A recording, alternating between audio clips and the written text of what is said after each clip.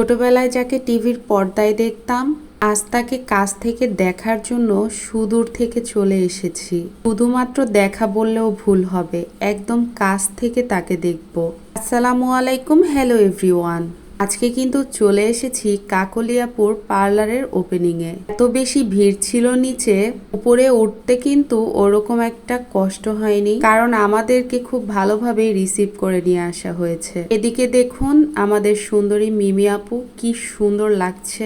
আজকে কিন্তু এখানে অনেক অনেক সেলিব্রিটি আপু আর ভাইয়ারাও এসেছে। আর এই যে দেখুন দূর থেকে যাকে দেখা যাচ্ছে, উনিই হলো আমার ছোটবেলার একদম পছন্দের নায়িকা।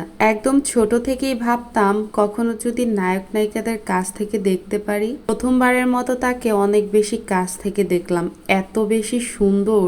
তার মানে ছোটবেলায় ঠিকই ভাবতাম নায়িকারা টিভিতে যেমন, বাস্তবে কি তেমন হবে। আজকে সেই ভাবনাটার সত্যতা একদম পূর্ণ হলো। এত বেশি সুন্দর হয় নায়িকারা আমি আগে জানতাম না। ভেবেছিলাম স্বপ্নের নায়িকার সাথে একটা সেলফি তুলবো, কিন্তু এত ভিড় ঠেলে সেলফি তোলার মতো ইচ্ছেটাও আর হলো না। তবে সেলফি না তুলতে পারি, তাকে কাছ থেকে দেখতে তো পেরেছি, এটাই অনেক।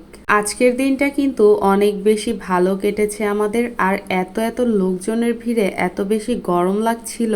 যাই হোক, একটা কথা কিন্তু বলতে ভুলে গিয়েছি, কাকলি আপুর জন্য রইল অনেক অনেক শুভকামনা। প্রচন্ড গরমের এই তাপে আমাদের নায়িকা মোমের মতো যেন গলে যাচ্ছে। হঠাৎ করেই এখানে চলে আসলো আবার কেক। এই যা, কেকটা আবার নষ্ট হয়ে গেল না তো। অবশেষে কিন্তু আমাদের হিরোইন এখন পুরো পার্লারটা ঘুরে দেখে তারপর চলে যাবে। এত গরমে প্রতিটা মানুষই যেন একদম ঘেমে নিয়ে একাকার হয়ে যাচ্ছিল।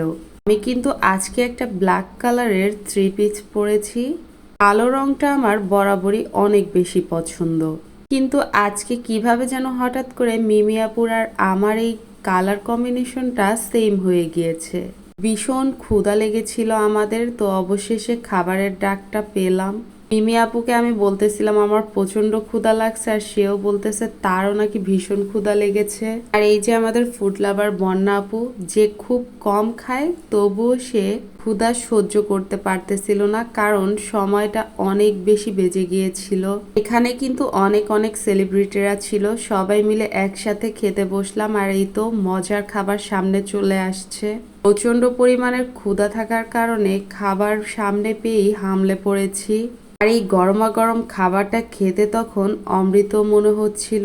আর এই যে দেখুন আমাদের পাশের টেবিলে এরা কারা খেতে বসেছে, দেখুন তো চিনেন কিনা।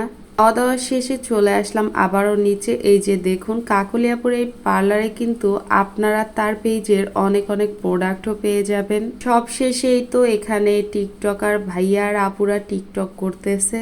সবাই মিলে আজকের দিনটা অনেক বেশি উপভোগ করলাম। আর হ্যাঁ, সবাইকে কাছ থেকে দেখলাম, সবাই অনেক বেশি ভালো এবং প্রতিটা মানুষই ছিল অনেক বেশি মিশুক। এই জিনিসটাই আমার কাছে দারুণ লেগেছে। আল্লাহ হাফেজ।